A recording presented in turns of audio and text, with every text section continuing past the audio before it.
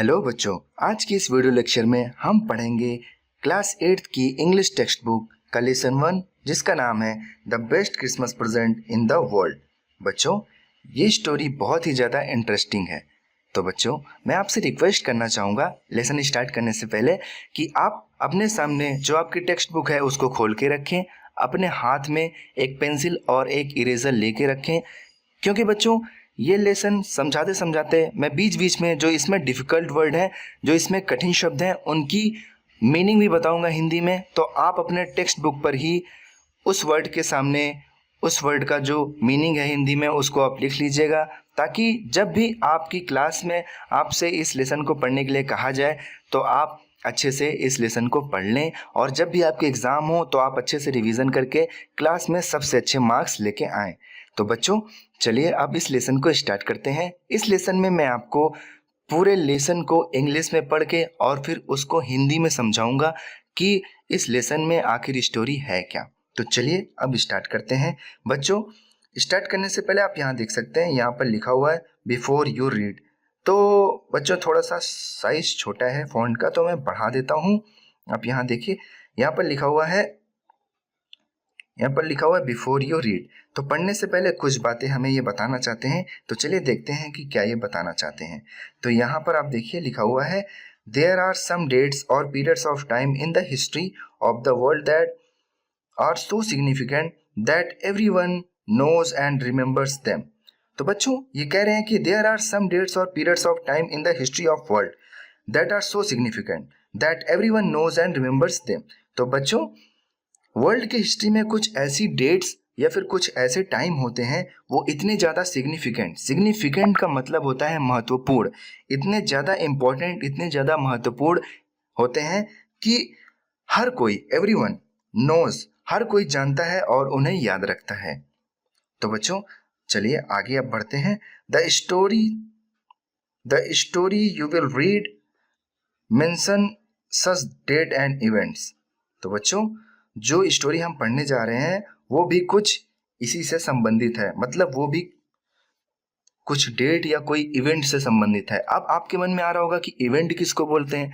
जैसे बच्चों, किसी पर्टिकुलर डेट पे कुछ हुआ तो उसको इवेंट बोलते हैं। जैसे आपका बर्थडे आता है, आप लोग बर्थडे सेलिब्रेट करते हो ना, तो बर्थडे आपका इवेंट हुआ। जैसे मम्मी पापा का मैरिज एनिवर्सरी आता है तो वो एक इवेंट हुआ। इस तरीके से जो वॉर होते हैं कंट्रीज के बीच में, तो वो भी एक इवेंट के तौर पर देखा जाता है। तो यहाँ पर हम बात कर रहे हैं वॉर से रिलेटेड। तो आप यहाँ पर देख सकते हैं, a war between the British and the German in 1914। तो हम उस इवेंट की बात कर रहे हैं जिसमें ब्रिटिश और जर्मन्स के बीच में 1914 में एक वॉर हुआ था। अब यहाँ पर कह रहे हैं ये कि can you guess which war it was. क्या आप गेस कर सकते हैं, क्या आप अंदाजा लगा सकते हैं कि यह कैसा वॉर था। तो चलिए बच्चों, इस चीज को हम इस स्टोरी में पढ़कर जानेंगे कि ये किस तरीके का वॉर था जो ब्रिटिश और जर्मन के बीच में हुआ था। बच्चों, यहाँ पर आप देख सकते हैं, do you know which event the date below refer to. इसको, ये एक एक्टिविटी है, इसको हम बाद में करेंगे, अभी हम इसको इग्नोर करते हैं। इसका आंसर पेज नंबर 23 पर है, आप चाहें तो जाकर आंसर्स को देख सकते हैं।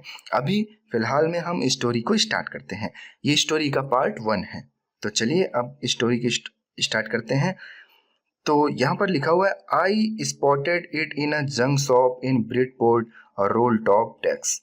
तो राइटर यहाँ पर कहना चाह रहा है कि मैंने एक रोल टॉप डेस्क देखा।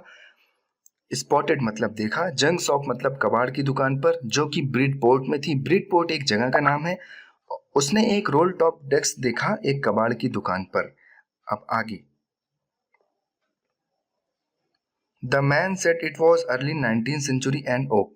तो जो दुकान पे दुकानदार बैठा था उसने कहा कि it was early 19th century, ये 19th सेंचुरी की है और ये ओक की लकड़ी से बनी हुई है। ओक एक पेड़ होता है बच्चों, उसकी लकड़ी से वो बना हुआ था। अब राइटर यहाँ पर कह रहा है कि आई हैड वॉन्टेड वन, मैं एक लेना चाहता था, but they were for too expensive, लेकिन ये बहुत महंगी होती हैं। टू एक्सपेंसिव मतलब बहुत ज़्यादा महंगी। This one was in a bad condition, the role top in several pieces. मतलब जो उसको रोल टॉप डेस्क दिखी थी वो बहुत ही ज़्यादा बुरी कंडीशन में थी, पुरानी थी और टूटी फूटी हुई थी।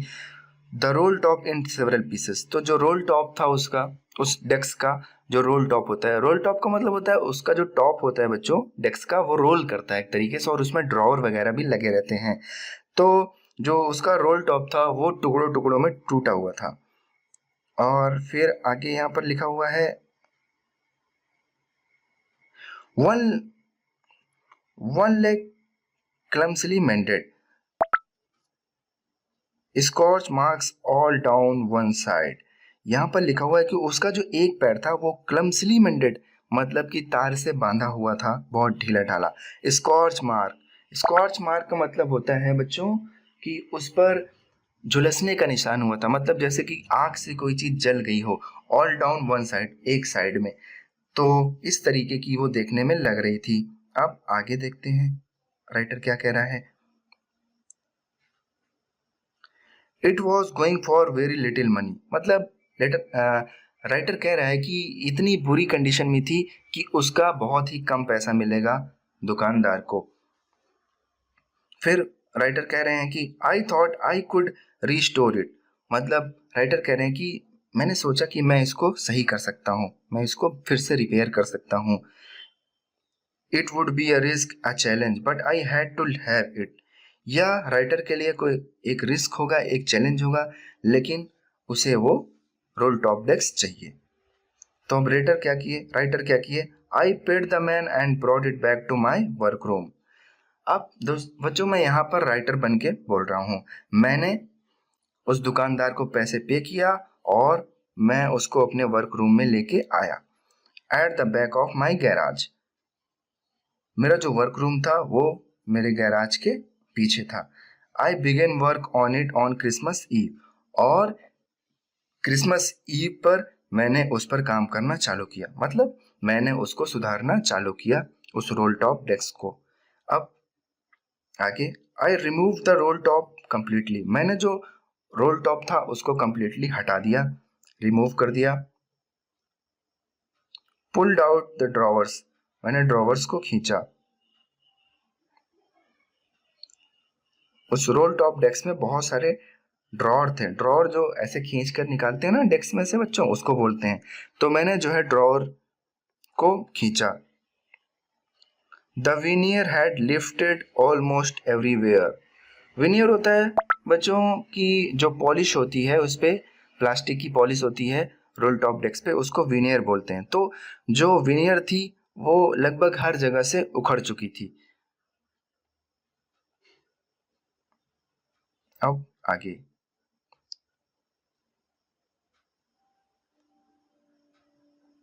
Looked like water damage to me, ऐसा लग रहा था कि पानी ने उसको डैमेज कर दिया।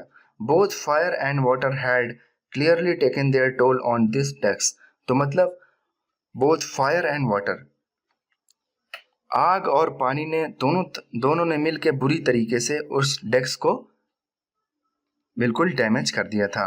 The last drawer was stuck fast, जो लास्ट ड्रॉवर था वो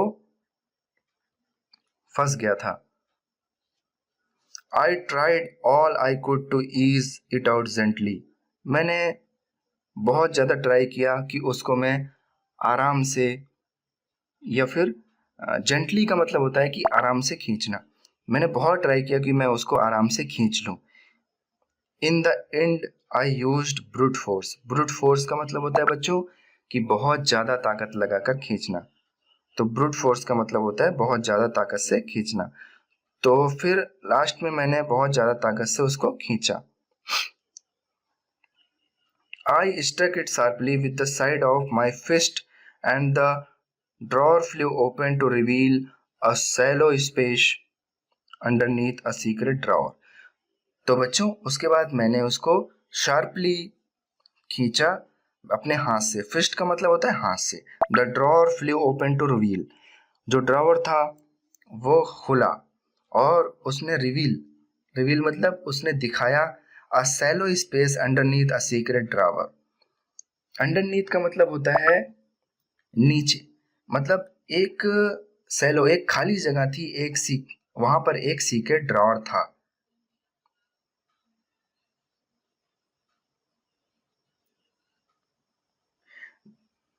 There was something in there. I reached in and took out a small black tin box. मुझे लगा कि वहां पर कुछ है, अंदर कुछ है. I reached in and took out a small tin box. मैं वहां पहुंचा और वहां से एक छोटा ब्लैक कलर का टिन बॉक्स मुझे मिला. अब आगे देखते हैं उस टिन बॉक्स में क्या था. Sellotape to the top of it was a piece of lined note paper and written in a shaky handwriting. तो वहां पर एक सेलो टेप से एक नोट पेपर का टुकड़ा चिपकाया गया था उस पर, उस टिन बॉक्स पर. और उस पर शेकी हैंडराइटिंग का मतलब होता है कि गंदी हैंडराइटिंग, ऐसा मतलब कि जैसे लग रहा है कि जल्दी में लिखा गया हो. उस पर लिखा हुआ था. उस पर क्या लिखा था ये मैं आपको बताता हूँ बच्चों. उस पर लिखा हुआ था जिम्स लास्ट लेटर रिसीव्ड जनवरी 25th 1915. उस पर लिखा हुआ था कि ये जिम का लास्ट लेटर है, जिम का अंतिम लेटर है. रिसीव्ड, ये कब रिसीव हुआ था? 25 जनवरी 1995 को. और उस पर ये भी लिखा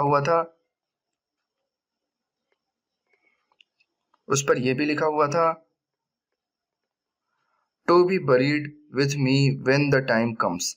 मतलब इस लेटर को मेरे साथ ही दफना दिया जाए जब टाइम आए. तो बच्चों वो जो टिन बॉक्स मिला था उस पर एक कागज का टुकड़ा चिपका हुआ था सेलो टेप से. उस पर लिखा हुआ था कि ये जिम का लास्ट लेटर है, ये रिसीव हुआ था 25 जनवरी 1915 को. और उस पर यह भी लिखा हुआ था कि इसको मेरे जब भी टाइम आए, मतलब जब भी मेरी मृत्यु हो जाए, जब भी मेरी डेथ हो जाए, तो इसको मेरे साथ ही दफना दिया जाए. I knew as I did it that it was wrong of me to open the box. मैं ये जानता था. अब जो लेटर है वो बोल रहे हैं, जो राइटर हैं वो बोल रहे हैं कि मैं ये जानता था कि मैं ये गलत हो सकता हूँ, मुझे ये बॉक्स नहीं खोलना चाहिए. लेकिन उनके मन में क्यूरोसिटी थी कि वो इस बॉक्स को खोलें. But curiosity got the better of my scruples, it usually does. तो बच्चों क्यूरोसिटी मतलब होता है जिज्ञासा, मतलब कुछ भी जानने की जो इच्छा होती है उसको क्यूरोसिटी बोलते हैं. तो यहाँ पे स्क्रपल का मतलब होता है कि उन्हें कुछ डाउट हो रहा था. तो but curiosity got the better of my scruples, it usually does. तो मतलब वो अपनी क्यूरोसिटी को रोक नहीं पाए और वो देखना चाहते थे कि आखिर इस बॉक्स में क्या है. तो यहाँ पर आप देख सकते हैं कि स्क्रपल्स का मीनिंग भी लिखा हुआ है यहाँ पर. Feeling that make you hesitate to do something wrong. यहाँ पर मतलब अगर वो कुछ गलत करने जा रहे हैं तो उनको ऐसी फीलिंग आती है कि हम कुछ गलत करने जा रहे हैं. तो इस फीलिंग को बोलते हैं स्क्रपल. अब बच्चों यहाँ पर देखते हैं inside the box there was an envelope. Envelope का मतलब होता है लिफाफा. तो बॉक्स के अंदर एक इनवलप था. द एड्रेस रीड, उस पर एक एड्रेस लिखा हुआ था. Mrs Jim McPherson, 12 Copper Beeches Bridport. 12 Copper Beeches Bridport मतलब उस पर एक एड्रेस लिखा हुआ था जिस पर लिखा हुआ था कि मिसेस जिम मैकपर्सन का नाम लिखा था और 12 कॉपर बीचेस ब्रिडपोर्ट उस पर एड्रेस लिखा हुआ था. और Dorset. I took out the letter and unfolded it. मैंने लेटर को बाहर निकाला और उसको मैंने अनफोल्ड मतलब कि उसको खोला. It was written in pencil and dated at the top December 26, 1914. उसमें एक लेटर था, वो पेंसिल से लिखा हुआ था और उस पर डेट डली हुई थी उसके टॉप पे. वो डेट था December 26, 1914. तो बच्चों अब यहाँ पर देख सकते हैं कि जो राइटर है उसको जो रोल टॉप डेस्क थी उसके ड्रॉवर में एक टिन का बॉक्स मिला और उसमें एक लेटर था. अब आगे देखते हैं कि स्टोरी में उस लेटर में क्या था आखिर. तो चलिए अब आगे बढ़ते हैं.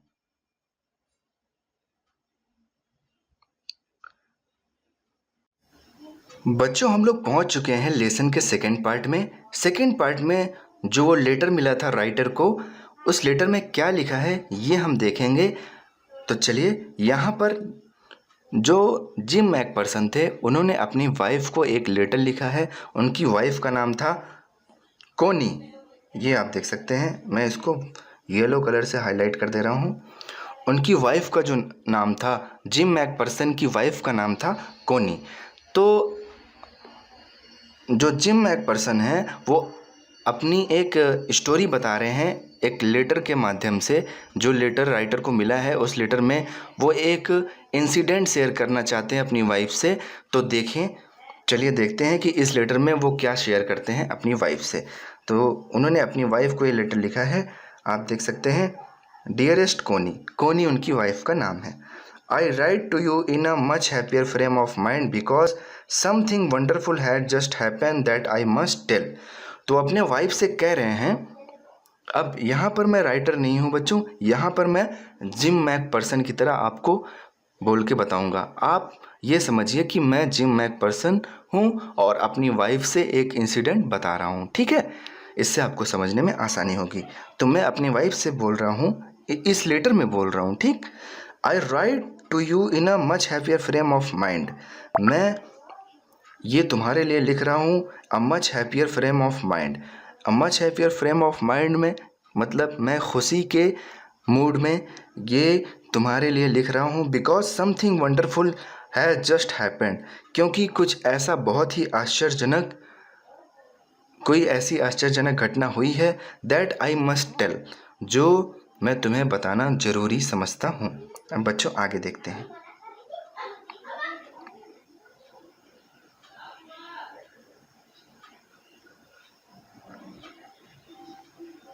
अबाउट एट वंस, जो मैं एक बार तुम्हें बताना ज़रूरी समझता हूँ।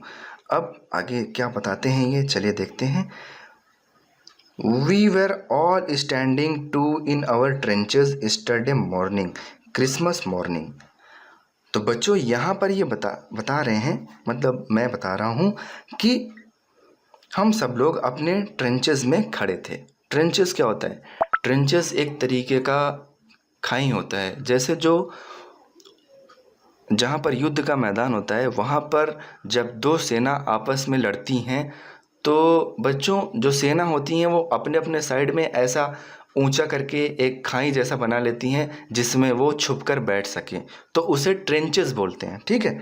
तो ये कह रहे हैं कि हम सभी अब यहाँ पर मैं जिम मैकपर्सन की तरह बोल रहा हूँ और अपनी वाइफ को बता रहा हूँ कि हम सभी अपने ट्रेंचेस में खड़े थे एस्टरडे मॉर्निंग, कल की सुबह को, जो कि क्रिसमस मॉर्निंग थी। वो एक क्रिसमस की मॉर्निंग थी और हम सब लोग अपने ट्रेंचेस में खड़े थे। It was crisp and quite all about as beautiful a morning as I have ever seen, as cold and frosty as a Christmas morning should be. तो वहाँ पर बहुत ही क्रिस्प और बहुत ही ज़्यादा शांति थी। मतलब क्रिस्प का मतलब होता है कि एक तरीके का बहुत ही अच्छा, बहुत ही अच्छी सुबह थी, बहुत ही खूबसूरत सुबह थी। As I have ever scene, ऐसा कि मैंने ऐसी सुबह पहले कभी नहीं देखा था। As cold and frosty as a Christmas morning should be, उतनी ही ठंडी, उतनी ही शीतल जितनी कि क्रिसमस की मॉर्निंग होनी चाहिए।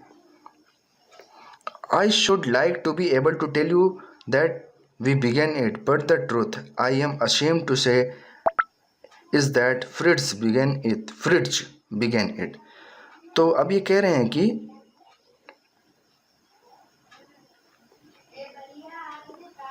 I should like to be able to tell you that we began it. ये कहना चाह रहे हैं कि मैं ये तुम्हें बताना चाहता हूँ कि ये सब मैंने स्टार्ट किया, लेकिन बट द ट्रूथ, लेकिन सच्चाई ये है कि मुझे शर्म आ रही है ये कहते हुए कि it is that Fritz began it. Fritz जो थे बच्चों, सबसे पहले मैं बताऊं आपको कि फ्रिट्ज कौन थे। जो फ्रिट्ज थे, फ्रिट्ज किन को बोलते हैं, यहाँ पर आप देख सकते हैं, यहाँ पर डिफिनेशन लिखी हुई है फ्रिट्ज किसको बोलते हैं। Fritz a name for a German soldier, Fritz is a common German name.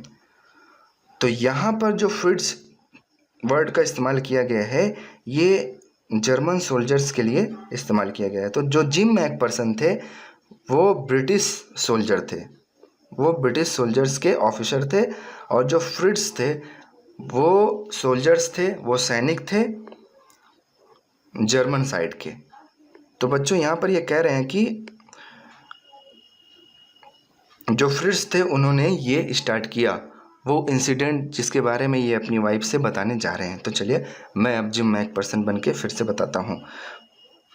First somehow saw a white flag waving from the trenches opposite। सबसे पहले हमने देखा कि एक वाइट फ्लैग, एक सफ़ेद कलर का झंडा जो हमारे अपोजिट के ट्रेंचेस से, मतलब हमारे जो एनिमी थे उनकी तरफ से एक सफ़ेद कलर का झंडा था। वेविंग मतलब लहराते हुए दिख रहा था। Then they were calling out to us from across no man's land. फिर वो हमें कॉल कर रहे थे, फिर वो हमें बुला रहे थे from across no man's land, वहाँ से जहाँ पर कोई आदमी नहीं था। वो चिल्ला रहे थे happy Christmas Tommy, happy Christmas. तो मतलब जो जर्मन सोल्जर्स थे वो ब्रिटिश सोल्जर्स को टॉमी बोलते थे। तो उन्होंने कहा happy Christmas Tommy, happy Christmas, happy Christmas Tommy, happy Christmas.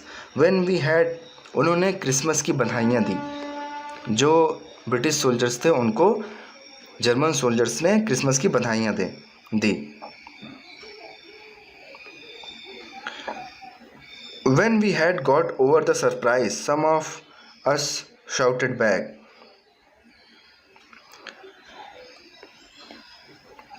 अभी तक हम लोग आश्चर्य में थे, तभी किसी ने हमारी तरफ से चिल्लाया same to you Fritz, same to you. मतलब हम लोग की साइड से किसी ने कहा कि same to you Fritz, same to you, मतलब तुम्हें भी मुबारक हो क्रिसमस, तुम्हें भी मुबारक हो। I thought that would be that we all did, but then suddenly one of them was up there in his great coat and waving a white flag। हमने ये सब किया, लेकिन तभी उनमें में से एक जो कि ग्रे कलर का कोट पहना हुआ था, एक सफ़ेद झंडा फहराते हुए आया। उसने कहा don't shoot lads, someone shouted. उन्होंने कहा डोंट शूट, किसी ने चिल्लाया। एंड नो वन डिड, और किसी ने भी शूट नहीं किया। Then there was another Fritz up on the parapet and another keep your heads down, I told the man it is a trick but it was not. तभी एक दूसरा जो जर्मन सोल्जर था, फ्रिट्स था, वो भी, पैरापेट का मतलब होता है रेलिंग से दौड़ते हुए आया। एंड अनदर, उसके बाद दूसरा आया। इस तरीके से मतलब वो आते जा रहे थे। कीप योर हेड्स डाउन, मैंने जो हमारी जो सेना के थे सैनिक, मैंने उनको कहा कीप योर हेड्स डाउन, अपना सर नीचे कर लो। आई टोल्ड द मैन, मैंने उनको बताया इट्स अ ट्रिक, यह कोई चाल हो सकती है। बट इट वॉज नॉट, लेकिन ऐसा कुछ नहीं था, ये कोई चाल नहीं थी।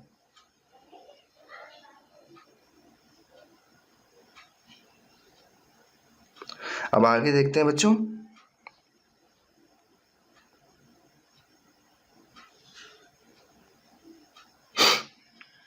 One of the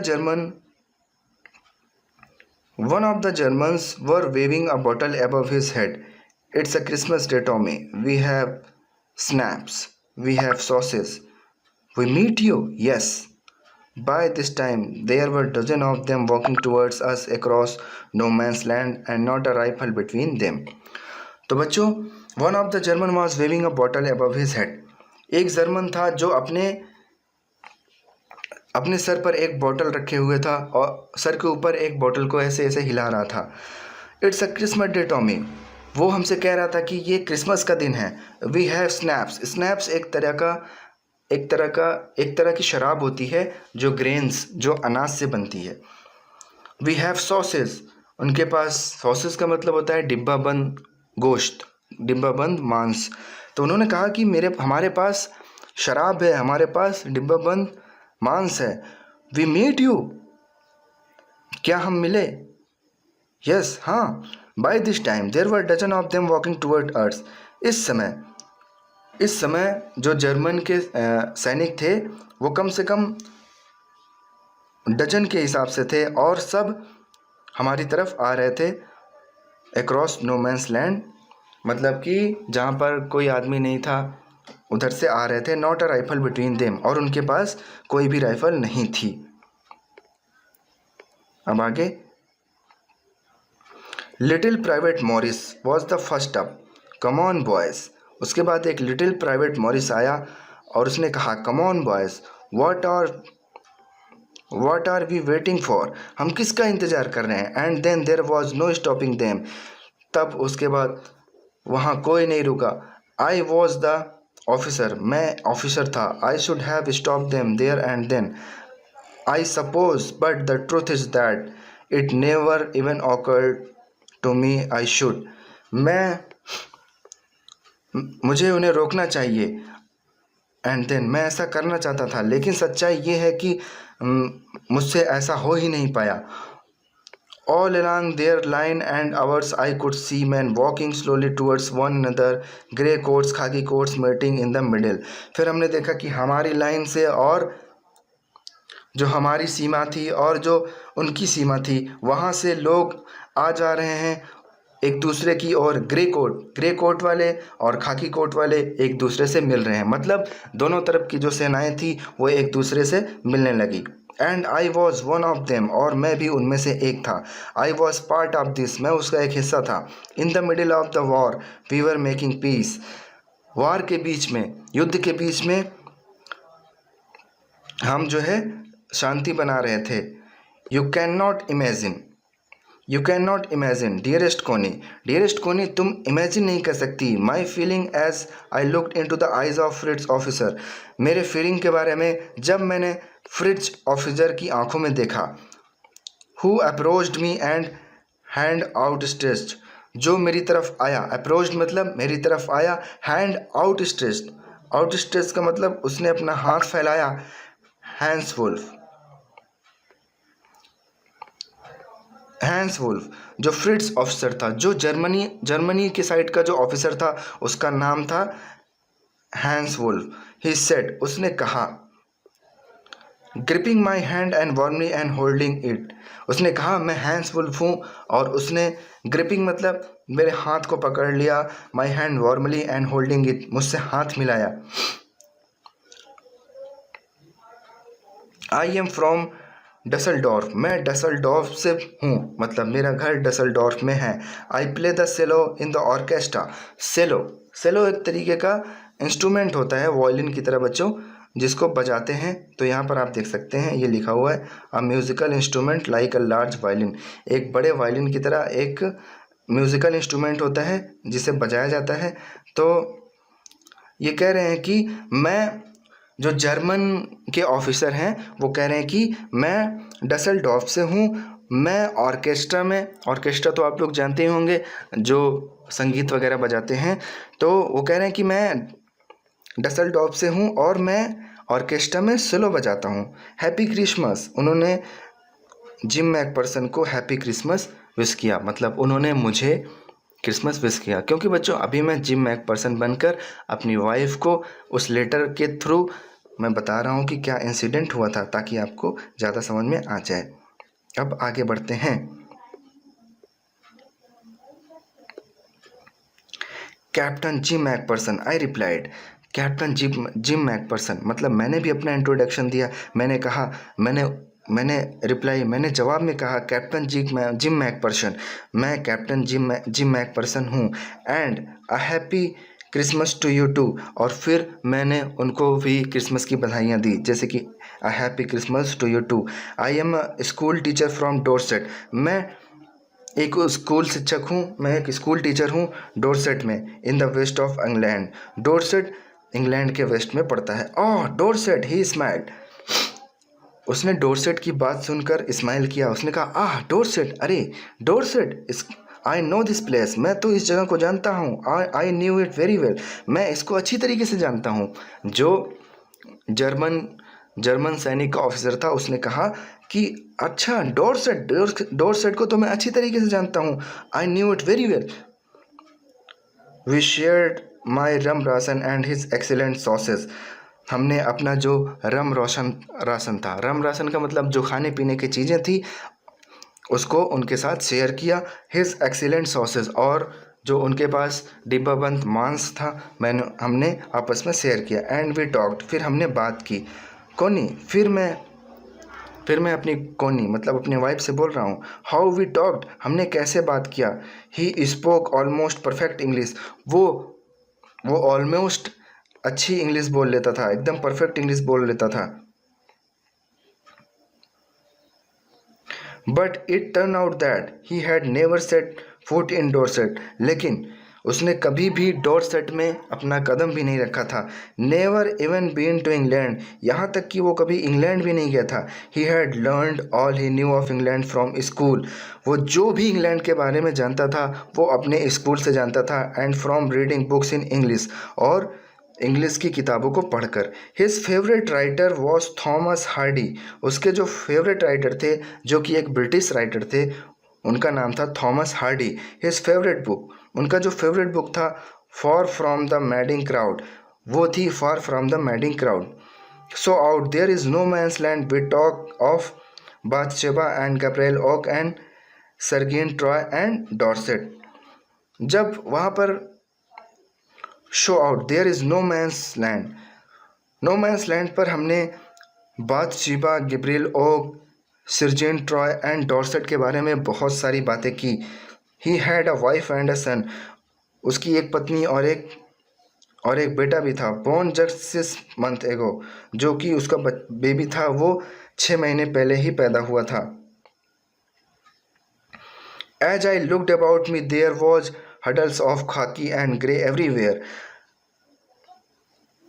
जैसे कि मैंने चारों तरफ देखा वहाँ पर हडल का मतलब होता है भीड़ भाड़। वहाँ पर चारों तरफ खाकी और ग्रे मतलब कि जर्मन और ब्रिटिश सैनिकों की भीड़ भाड़ थी।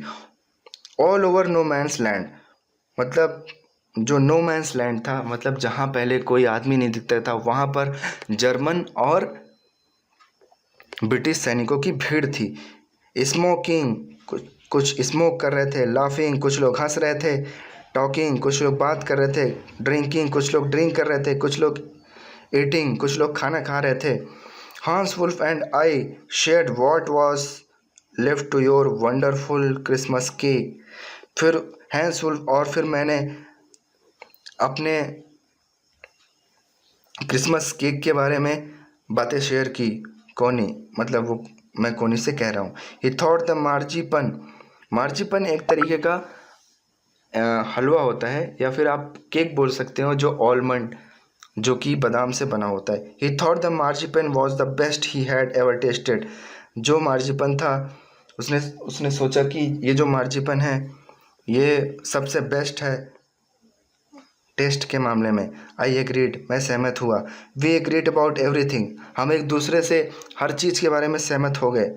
ही वॉज माई एनिमी, वो हमारा दुश्मन था। There never was a Christmas party like it Connie, इस तरीके की क्रिसमस पार्टी कभी नहीं हुई थी जैसे कि आज हुई। देन समवन, तभी कोई, आई डोंट नो हु, पता नहीं कौन, ब्रॉट आउट अ फुटबॉल, तभी किसी ने, आई डोंट नो हु मतलब मैं नहीं जानता कि वो कौन था, ब्रॉट आउट अ फुटबॉल, एक फुटबॉल लेके आया। Great coats were dumped into piles to make goal post, and the next thing we knew it was Tommy against Fritz out in the middle of the no man's land. मतलब तभी जो great quotes का मतलब जो सैनिक लोग थे वो सब कूद पड़े और गोल पोस्ट बनाने लगे। And the next thing we knew it was Tommy against Fritz, और जो अगली चीज़ मैं जानता हूँ वो ये था कि टॉमी फ्रिट्स के अगेन मैदान में उतर गए। टॉमीज जो थे वो जर्मन थे, टॉमीज जो थे वो ब्रिटिश सोल्जर्स थे, और जो फ्रिट्स थे वो जर्मन सोल्जर्स थे। Hans Wolf and I looked on the cheered, clapping our hands and stamping our feet to keep out the cold as much as anything. Hans Wolf और मैं देख रहे थे, चीयर्ड मतलब खुशी जाहिर कर रहे थे, चिल्ला रहे थे। क्लैपिंग आवर हैंड्स, तालियां बजा रहे थे। स्टैम्पिंग आवर फीट, और अपने अपने पैरों पर चल रहे थे, to keep out the cold, ठंड को भगाने के लिए, as much as anything. There was a moment, एक ऐसा क्षण था, I noticed our breath mingling in the air between us, एक ऐसा क्षण था जब मैंने नोटिस किया कि हमारी जो सांसें थी वो हवा में बिल्कुल मिलजुल कर रह रही थी।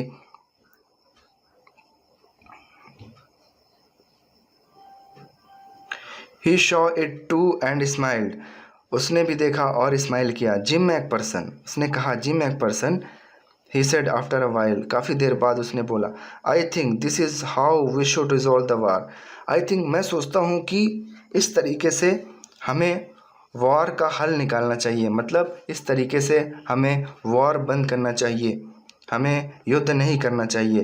अ फुटबॉल मैच, एक football match, no one dies in football match, मतलब अगर वॉर की जगह हम फुटबॉल मैच खेलें तो फुटबॉल मैच में नो वन डाइज, कोई नहीं मरेगा। नो चिल्ड्रेन और ऑर्फेंड, ऑर्फेंड का मतलब होता है, ऑर्फेंड का मतलब होता है अनाथ, कोई भी बच्चा अनाथ नहीं होगा। No wives become widows, wives, यहाँ पर वाइफ्स लिखा हुआ है बच्चों, ये वाइफ्स वाइफ का प्लूरल फॉर्म है, मतलब एक वाइफ को वाइफ बोलते हैं, कई सारी वाइफ रहती हैं तो उनको वाइफ्स बोलते हैं ना। तो यहाँ पर लिखा हुआ है कि बहुत सारी पत्नियाँ विधवा नहीं होंगी, विधवा मतलब जिनके हस्बैंड की डेथ हो जाती है। तो दोस्तों जब वॉर होता है तो वॉर में बहुत सारे जो सोल्जर्स होते हैं उनकी डेथ हो जाती है, तो उनकी जो वाइफ्स होती हैं वो विडो हो जाती हैं। तो वो ये कहना चाह रहे हैं कि अगर वॉर की जगह हम फुटबॉल मैच खेल लें तो उसमें ना तो कोई मरेगा, ना तो बच्चे अनाथ होंगे, ना तो जो पत्नियां होंगी वो विधवा होंगी। अब आगे,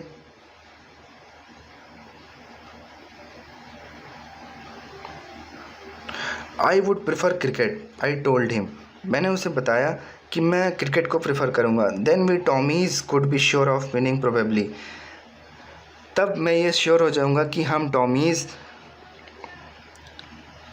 ज़रूर जीत जाएंगे। वी लॉफ्ड एट दैट, हम इस पर हंसे।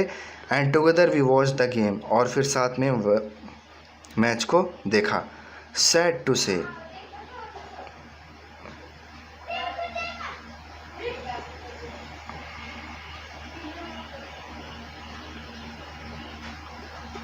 Sad to say, Connie Fritz वोन 2 goals to 1, कोनी फ्रिट्ज जो थे वो जीत गए 2 goals to 1, उन्होंने एक पे 2 गोल किया। But as Hans Wolf generously said, our goals were wider than theirs so it was not quite fair, लेकिन हैंस वुल्फ ने बहुत ही आराम से कहा, our goal were wider than theirs, मतलब जो हमारे गोल्स थे वो ज़्यादा वाइडर थे उनसे। सो it was not quite fair, लेकिन तो या इस तरीके से फेयर नहीं था, मतलब जो हैंस वुल्फ थे वो ये कहना चाहते थे जिम मैकपर्सन से या मुझसे कहना चाहते थे कि जो गोल था वो आप लोग का ज़्यादा वाइडर था, भले ही हम लोग जीत गए, एक तरीके से देखा जाए तो ये फेयर नहीं है, जीते हो आप ही लोग। उसके बाद आगे बढ़ते हैं बच्चों।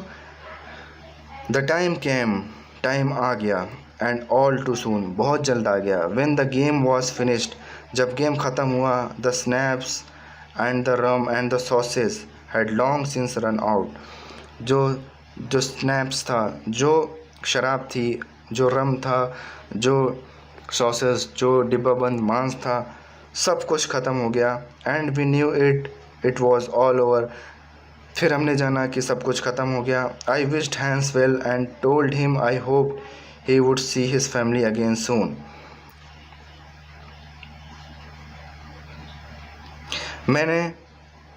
मैंने हैंस को विश किया और उसके बाद मैंने उन्हें बताया कि मैं ये उम्मीद करता हूँ कि मैं उसकी फैमिली को जल्दी ही देखूँगा।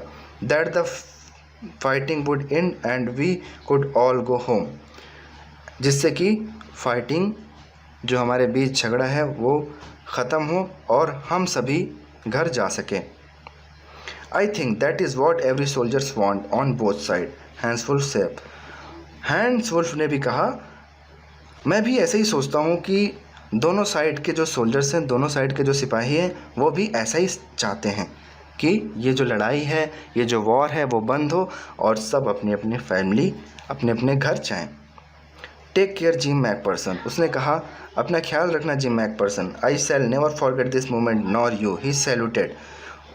उसने सैल्यूट किया और उसने कहा कि इस मोमेंट को, इस पल को मैं कभी नहीं भूलूंगा और ना ही तुम भूलोगे।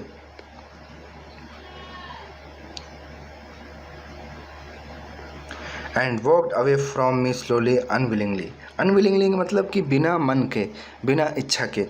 तो वो धीरे से मुझसे दूर चला गया और अनविलिंगली मतलब बिना मन के, उसका मन नहीं था जाने का लेकिन उसे जाना पड़ा। I felt he turned to wave just once and then become one of the hundreds of grey-coated men drifting back towards their trenches. मैंने महसूस किया, he turned to wave just once, वो मुड़ा एक बार, and become one of the hundred of grey-coated men drifting back towards their trenches. और फिर मैंने देखा कि hundreds of grey-coated मतलब कि hundreds of soldiers जो थे वो सब अपने ट्रेंच की तरफ जा रहे हैं।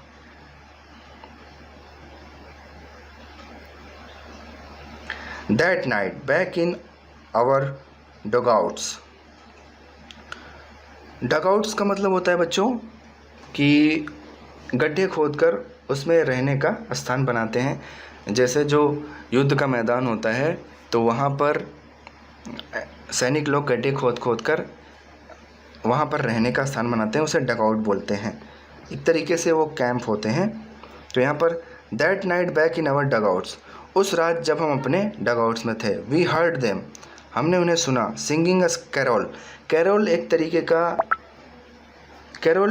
का होता है, गाना होता है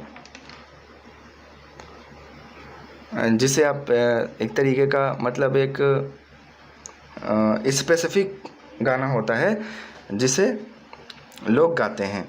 तो we heard them singing a carol and singing it quite beautifully, और वो गा रहे थे इसे बहुत ही खूबसूरत तरीके से।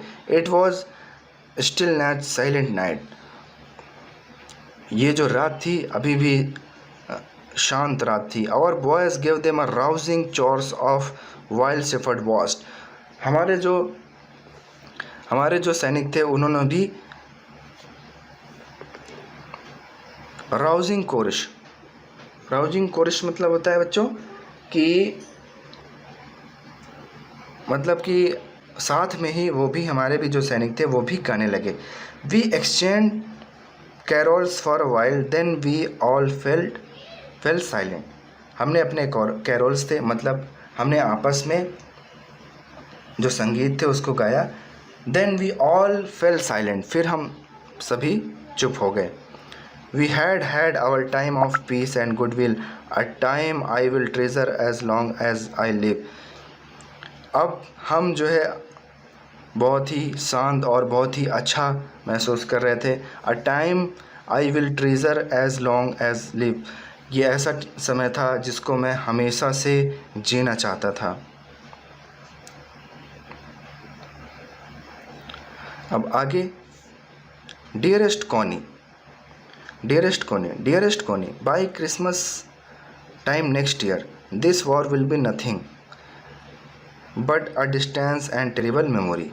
Dearest कोनी, अगले साल क्रिसमस को ये वॉर जो है ये कुछ भी नहीं रहेगा, बट लेकिन ये एक डिस्टेंस एंड टेरिबल मेमोरी मतलब ये दूर की एक भयानक मेमोरी रहेगी। I know from all that happen today how much both आर्मीज long for piece, मैं जानता हूँ कि जो भी आज हुआ दोनों तरफ की जो आर्मी थी उनको कितनी शांति मिली। We all shall be together again soon, I am sure of it, हम फिर से साथ होंगे। I am sure of it, मैं बिल्कुल श्योर हूँ कि हम जल्द ही साथ होंगे। उसके बाद ये लेटर ख़त्म हो जाता है बच्चों। यहाँ पर वो लिखते हैं योर लविंग जिम, अपनी वाइफ के लिए लिखते हैं कि आपका प्यारा जिम। तो बच्चों आपने देखा कि जो लेटर था उसमें एक इवेंट था जिसमें जिम मैकपर्सन अपनी वाइफ से बताते हैं कि एक्चुअल में जर्मन और ब्रिटिश के बीच में वॉर चल रहा था, लेकिन क्रिसमस के दिन सुबह जो जर्मन वाले थे वो दौड़ते हुए आए और उन्होंने ब्रिटिशर्स सोल्जर्स को हैप्पी क्रिसमस बोला, उनकी बधाई दी। वो अपने साथ शराब वगैरह भी लेके आए थे और डिब्बाबंद गोश्त, खाने पीने के सामान लेके आए थे, सब उनके साथ शेयर किया। और उसके बाद जो उनका ऑफिसर था जर्मन का, आर्मी का, वो भी आया और वो भी जिम मैकपर्सन से मिला, अपने आप को इंट्रोड्यूस किया। दोनों ने खूब बातें की। उसके बाद कहीं से किसी सोल्जर ने एक फ़ुटबॉल लाया, फिर दोनों के बीच में एक फ़ुटबॉल मैच हुआ। फिर उसके बाद जो फ्रिट्स थे, जो जर्मन थे, वो जीत गए। लेकिन जो मेन ऑफिसर था उसने कहा कि भले ही हम जीत गए हों, लेकिन जो गोल्स थे वो आप लोग के ज़्यादा अच्छे थे। इस तरीके से फिर कुछ देर बाद उनके जो खाने पीने के सामान थे वो सब भी ख़त्म हो गए। उसके बाद जो जर्मन थे वो लौट गए अपने ट्रेंचेस की तरफ। फिर रात में दोनों तरफ के सैनिकों ने कैरोल गा गा कर एक दूसरे का मतलब आनंद लिया और उसके बाद फिर सब लोग शांत हो गए। उसके बाद जो जिम मैकपर्सन है वो कहते हैं कि इस तरीके से अगर जो युद्ध है इसको ख़त्म कर दिया जाए तो सभी सैनिक अपने अपने घर चले जाएंगे, अपने अपने फैमिली के पास चले जाएंगे। उन्होंने ये भी बताया कि वॉर की जगह अगर हम फुटबॉल मैच खेलें और इस वॉर को ख़त्म कर दें तो पूरे वर्ल्ड में जो है शांति हो जाएगी। फिर उन्होंने अपने वाइफ को कहा कि डियरेस्ट कोनी, मतलब हम ये उम्मीद करते हैं कि नेक्स्ट टाइम क्रिसमस को ये सब वॉर वगैरह नहीं रहेगा, सब कुछ अच्छा रहेगा। मैं इस बारे में श्योर हूँ। तो बच्चों, ये था जो लेटर में लिखा हुआ था। अब चलते हैं बच्चों, अब हम पहुँच चुके हैं स्टोरी के थर्ड पार्ट पर। यहाँ पर जो लेटर था वो ख़त्म हो गया।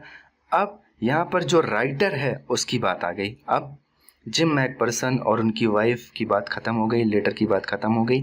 अब यहाँ पर जो राइटर है वो क्या कह रहा है, अब इस पार्ट में हम ये देखेंगे।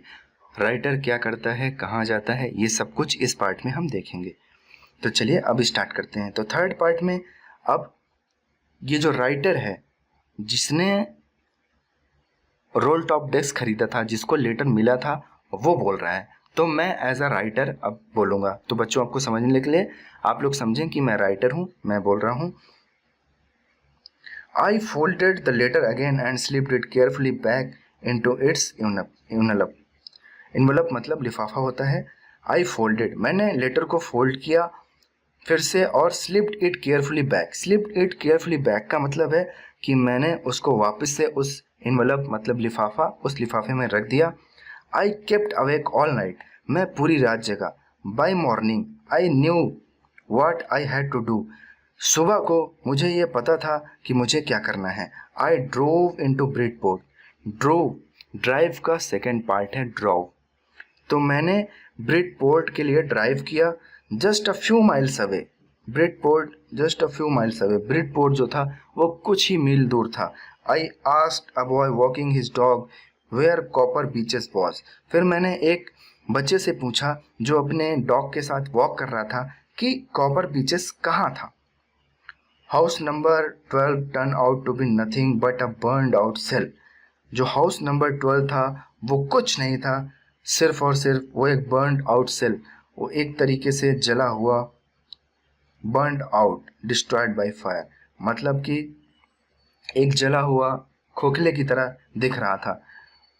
द रूफ गैपिंग, जो छत थी वो भी टूटी हुई थी। द विंडोज बोर्डेड अप, जो खिड़कियां थी वो भी टूटी फूटी हुई थी। I knocked at the house next door and asked if anyone knew the whereabouts of Mrs McPherson, फिर मैंने दूसरा जो घर था उसका दरवाज़ा खटखटाया। नॉक्ड मतलब दरवाज़ा खटखटाया, और मैंने पूछा कि क्या कोई जानता है मिसेज मैकपर्सन के बारे में कि वो कहाँ हैं।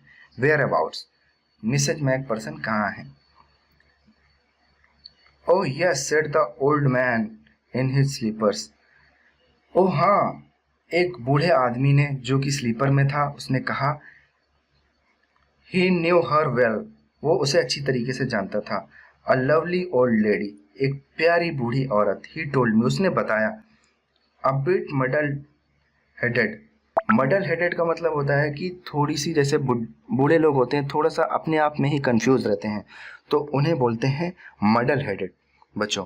तो ही टोल्ड मी, उसने बताया। अ बिट मडल हेडेड, थोड़ी सी confused, but at her age she was entitled to be, was not she, लेकिन उसकी उम्र में जैसी होनी चाहिए वैसी नहीं। अब आगे देखते हैं। 101 years old, 101 साल की हो चुकी थी Mrs Jim McPherson. She had been in the house when it caught fire, जब घर में आग लगी तो वो घर में ही थी। No one really know how the fire had started, कोई नहीं जानता था कि फायर, आग वहाँ पर कैसे लगी। But it could well have been candles, लेकिन ऐसा लगता है कि वो कैंडल, मोमबत्ती से लगी होगी। She used candles rather than electricity, वो बिजली की जगह पर कैंडल यूज़ करती थी। Because she always thought electricity was too expensive, क्योंकि वो हमेशा समझती थी कि जो इलेक्ट्रिसिटी है वो बहुत ही ज़्यादा महंगी है।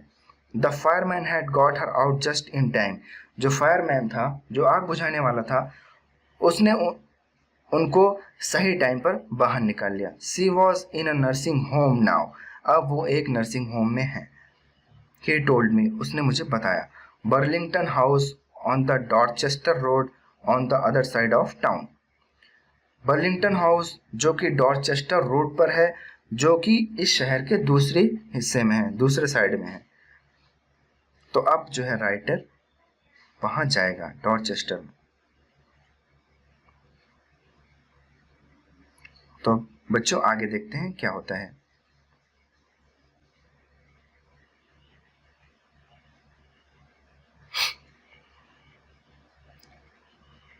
अब राइटर कह रहे हैं, I found Burlington House nursing home easily enough, मैंने बर्लिंगटन हाउस नर्सिंग होम आसानी से पा लिया।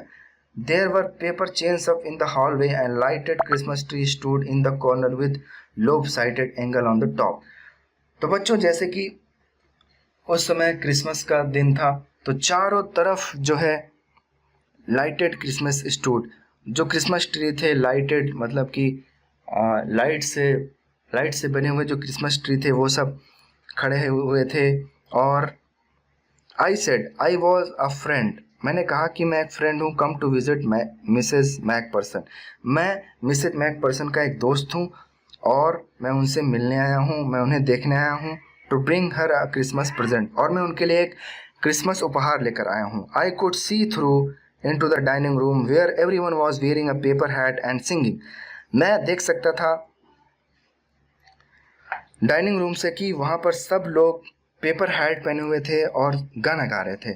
द मैट्रन, मैट्रन जो होती है एक तरीके से बोल सकते हो nurse, had had on too, वो भी एक हैट लगाई हुई थी। And seemed happy enough to see me, और मुझे देखकर वो बहुत ही ज़्यादा खुश दिख रही थी। सी इवन ऑफर्ड मी अ मिन्स पाई, उसने मुझे एक मिन्स पाई होता है एक तरीके का, मिन्स पाई होता है एक तरीके से ऐसे बर्गर आप बोल सकते हो, उसमें nonveg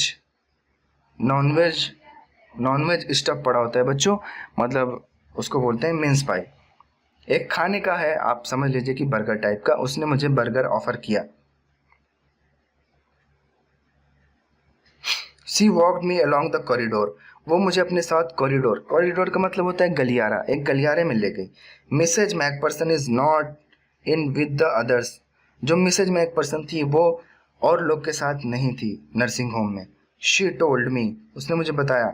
C is rather confuse today so we thought it best if she had a good rest, वो आज थोड़ा सा कंफ्यूज थी, तो हमने सोचा कि उनके लिए अच्छा होगा कि वो एक अच्छा आराम लें। गुड रेस्ट मतलब एक वो अच्छे से आराम वाली जगह पर रहें।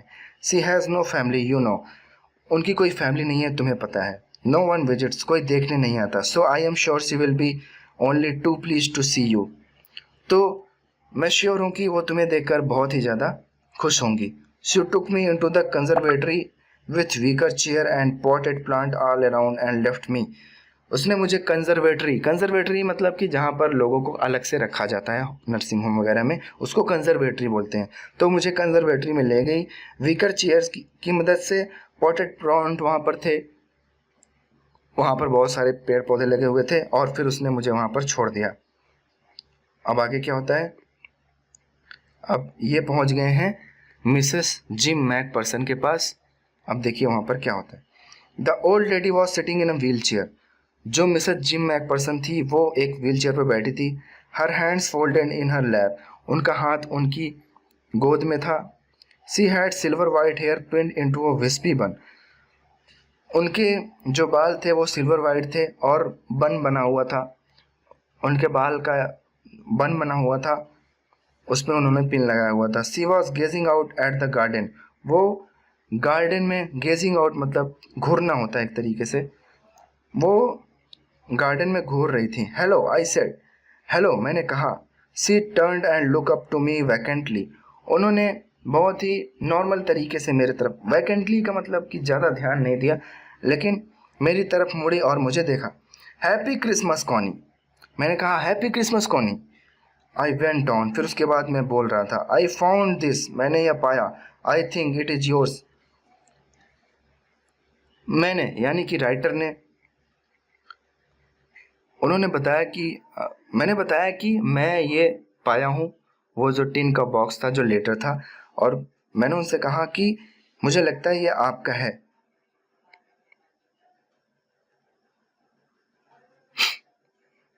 As I was speaking her eyes never lift my face.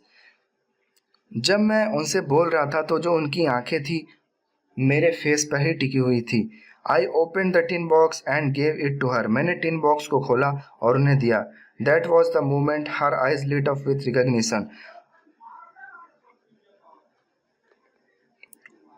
उस टाइम पर मैंने देखा कि उनकी आंखें पहचान रही हैं। Her face become suffused with a sudden glow of happiness. तभी उनका जो फेस था वो एकदम से सफस्ड, मतलब उनका जो बीमार सा फेस लग रहा था वो अब एक हैप्पीनेस, एक खुशी के ग्लो से, एक खुशी से भर गया। जो उनका फेस था वो एक खुशी से भर गया। उससे पहले वो एक बहुत पीड़ित, और सफस्ट का मतलब होता है कि बहुत दुख में लग रही थी। I explain. मैंने एक्सप्लेन किया अबाउट द डेस्क के बारे में। मतलब मैंने उनसे हर सब कुछ एक्सप्लेन किया कि मुझे कैसे डेस्क मिली, कैसे ये लेटर मिला।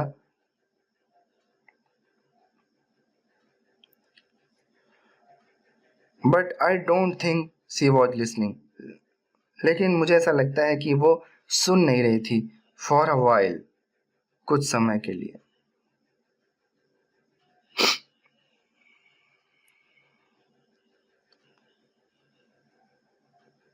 सी सेड नथिंग। कुछ समय के लिए उन्होंने कुछ नहीं कहा। But stroke the letter tenderly with her finger tips. Stroke मतलब हिट किया, मतलब उस पर अपने फिंगर, अपनी उंगलियों से उन्होंने जो लेटर था उस पर एक तरीके से उन्होंने हिट किया।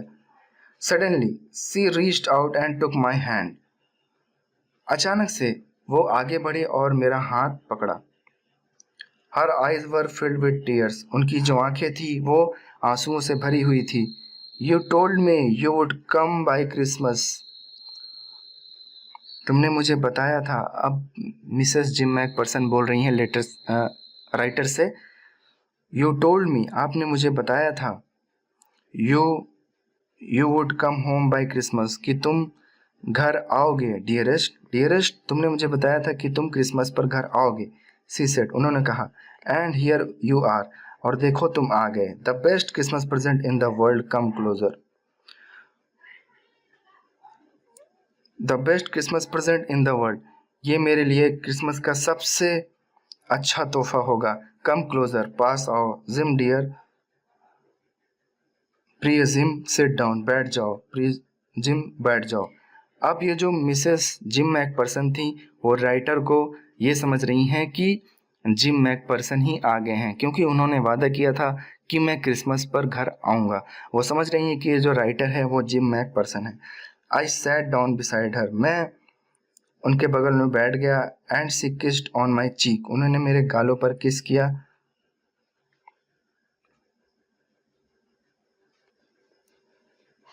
I read your letter so often Jim every day. फिर जिम मैकपर्सन बोल रही हैं कि मैंने तुम्हारे लेटर को हर दिन पढ़ा।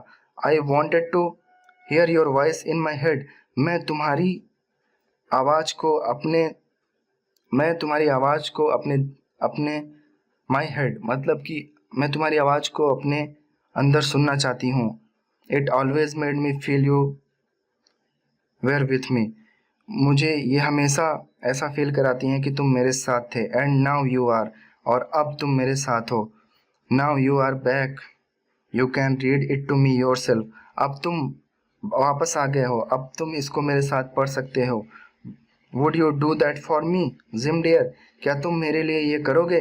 आई just want to hear your voice again, मैं तुम्हारी आवाज़ दोबारा सुनना चाहती हूँ। I would love that so much, मुझे ये बहुत अच्छा लगता है। And then perhaps we will have some tea, और शायद हम साथ में चाय भी पियेंगे। I have made you a nice Christmas cake, मैंने तुम्हारे लिए एक बहुत ही अच्छा क्रिसमस केक बनाया है। मार्जीपैन ऑल अराउंड, जो मार्जीपैन है। I know how much you love marzipan, मैं जानती हूँ कि तुम्हें मार्जीपैन कितना ज़्यादा पसंद है। मार्जीपैन बच्चों, जैसे कि मैंने आपको बताया कि एक आलमंड का केक होता है, बादाम का केक होता है। तो बच्चों, इस तरीके से ये जो लेसन है ये ख़त्म हुआ। पार्ट थर्ड का मैं आपको थोड़ा सा समरी बता देता हूँ। पार्ट थर्ड में जो राइटर रहता है वो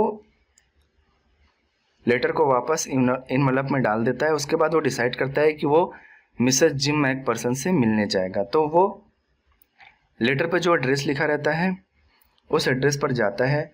तो वहाँ पर जो घर रहता है वो जला हुआ मिलता है। तो वो पड़ोसी से पता करता है। तो पड़ोस में एक बूढ़े अंकल रहते हैं, वो बताते हैं कि इस घर में आग लग गई थी, और जो इसमें रहती थी मिसेस जिम मैकपर्सन वो अभी हॉस्पिटल में है, बर्लिंगटन हाउस नर्सिंग होम में। आप वहाँ पर जाकर उनसे मिल सकते हैं। तो फिर जो राइटर है वो बर्लिंगटन हाउस नर्सिंग होम आता है। वहाँ पर वो मिसेस जिम मैकपर्सन से मिलता है। नर्स उन्हें मिसेस जिम मैकपर्सन के पास लेके जाती हैं। जब जिम मैकपर्सन राइटर को देखती हैं तो राइटर जब उन्हें बताता है कि मैंने ये उस डेस्क से ये लेटर मुझे मिला, तो वो उसकी बात नहीं सुनती हैं। मिसेस जिम मैकपर्सन को लगता है कि जो जिम मैकपर्सन है उन्होंने वादा किया था कि वो क्रिसमस को घर पर आएंगे, तो वो वापस आ गए हैं। वो राइटर को जिम मैकपर्सन समझ लेती है और उनसे अपना सारा फीलिंग शेयर करती है और कहती है कि तुम क्रिसमस पर घर वापस आ गए, ये मेरे लिए इस क्रिसमस का सबसे बेस्ट प्रेजेंट है, सबसे बेस्ट गिफ्ट है, सबसे बेस्ट उपहार है। उसके बाद वो कहती हैं कि मैंने तुम्हारे लिए मार्जीपैन केक बनाया हुआ है जो कि तुम्हें बहुत ज़्यादा पसंद है। तुम अब मेरे साथ ही रहो और हम साथ में चाय पियेंगे और मैं तुम्हारी आवाज़ सुनना चाहती हूँ। मतलब कि एक तरीके से मिस जिम मैकपर्सन को लगता है कि उनके हस्बैंड जो है वो वापस आ गए हैं, लेकिन एक्चुअल में वो राइटर रहते हैं। तो बच्चों, इस तरीके से आप देख सकते हो कि ये जो स्टोरी थी ये क्या स्टोरी थी, लेटर में क्या था। मैं उम्मीद करता हूँ कि बच्चों आपको ये स्टोरी समझ में आ गई होगी। तो बच्चों, अगर स्टोरी में अभी भी कोई आपको डाउट है, आपको नहीं समझ में आ रहा है, तो आप जो है नीचे कमेंट करके पूछ सकते हैं। हम आपके कमेंट का रिप्लाई ज़रूर करेंगे और हम आपको पूरी क्लास 8th की इंग्लिश टेक्स्ट बुक 1 by 1 करके, चैप्टर बाय चैप्टर करके, पोएम सहित सारा आपको कंप्लीट कराएंगे। आपको सब कुछ हमारे चैनल पर